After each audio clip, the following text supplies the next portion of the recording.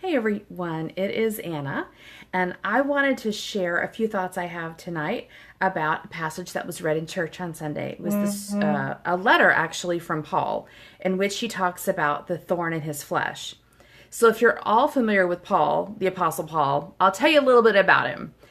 Throughout his career as an apostle, and even starting off his career as apostle, he has really miraculous things happen to him. I mean, a big conversion experience where he is an enemy of the church. He has this experience of being blinded on the road, and he's blind for 3 days, and then he's miraculously healed. He has mystical experiences. He's able to enact miracles and healings and all this stuff. So this guy has a lot of access to a lot of power. He has a lot of evidence of the Christ energy within him and accompanying him in his work.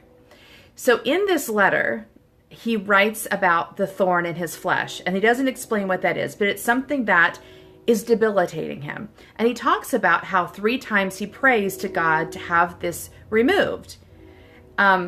And it never is removed. And finally, he says that God explains it to him this way, that God's power is made perfect in Paul's weakness, and that God's grace is sufficient for him.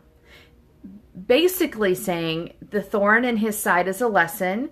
It creates a weakness in Paul that maybe makes him dependent on God or understanding of his own humanness. So somehow there's a theology that's created out of this experience of Paul having a problem that he cannot solve, and that God will not remove from him. So that theology is something that's been used over and over ever since it was written by Paul, and probably it pre-existed Paul. That'd be my guess, because there is that sort of challenge that humans get when we do feel there is power around us. We do witness miracles, and we experience our own genius in these moments of time, and we think, that's real. But then we hit something that doesn't seem to want to move, and then we have to figure out what to do with that. Like the thorn in Paul's flesh that would not be released after he prayed for it to be released 3 times. So when we hit that moment of something that doesn't seem to move, that wants to be stuck, that is really a faith crisis. The thorn in the flesh is not the problem. It's going to happen. Everybody has that moment where you're cruising along and you hit the thing and you don't know what to do about it and you feel stuck. The problem is not the thorn in the flesh. The problem is what you do next. So when you have a faith crisis, you either move backward away from the crisis and come up with a theology to explain why it happened and why you don't want to approach that crisis again, which is exactly what Paul did. Or you say, no, there's something on the other side of this crisis, and I'm going to pursue it. And walking through the crisis means you have to question, what do you believe about God? Is God loving and powerful? Doesn't seem like it, because I've asked for this to happen and it's not happening. So you have to begin to really struggle with some of these beliefs. And that's why the mind almost always will call us back from the crisis, and we'll come up with a nice, tidy theology to explain why we couldn't make this move. Most of us, most of the time, well, I won't say most of us, but a good many of us pull back from our faith crisis. The 1st, 2nd, 3rd, 10th time it happens. And maybe forever. Maybe we end up, after we've hit the crisis multiple times, we just stop even venturing that far. Right? We start thinking, you know what? I don't like the way it feels when I hit the stuck place. So I'm going to lead a kind of a smaller life so I can avoid the boundaries of my life. I never have to hit the boundaries. And I'm just going to try to feel comfortable and peaceful here inside this conscribed area. But some of us are so enamored of the vision of a different life, and we feel so compelled by it, and we feel so restricted by this enclosement that, we just can't make peace with it. It doesn't matter what theologies we have. It's not good enough. It's not good to give us a belief system and say, well, you'll just have to know that, your weakness is made perfect in God's strength. That's not good enough for some of us. And for those of us, we will keep hitting the crisis point. We'll keep hitting the stuck place.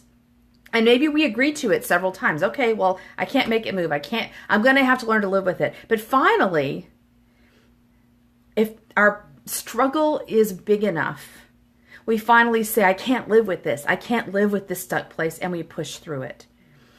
And when you push through it, you do have to go through the scary experiences of your structures falling down. Your belief systems are falling into question. Your, things that felt secure to you are not secure and actually are keeping you trapped. And you have to walk through that, which is why our minds panic, because our minds are so good at creating structures. Once they create a structure, they want to hold on to them forever. And now you're walking against the thing which theoretically has you safe.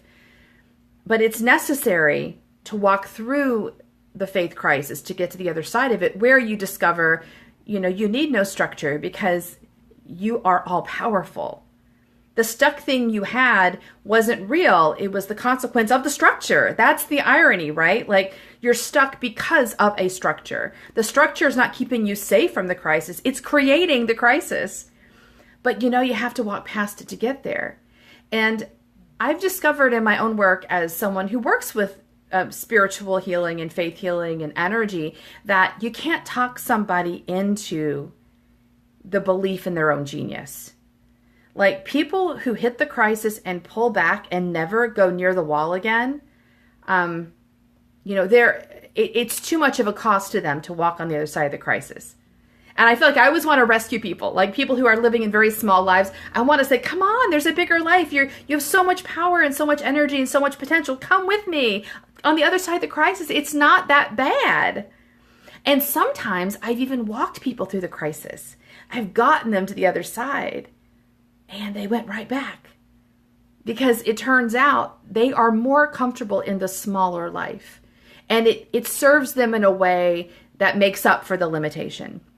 But there are others among us who just can't get comfortable with the small life. And we feel compelled to move forward. And if we don't move forward, if we don't feel supported, if we don't feel empowered, if we don't believe in ourselves enough to walk through it, we are just crazy miserable, right? We are financially in ruins, okay? Our relationships are a mess. Our physical bodies are rebelling. We're having anxiety and depression, and it's like our whole self is screaming, no, I can't live in this constriction. We're going to just have to walk through that faith crisis. Anything is better than staying here.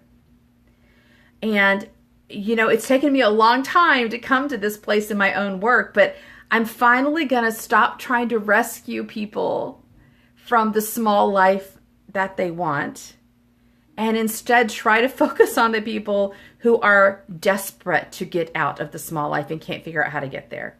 Like, it's not my job to rescue people, right?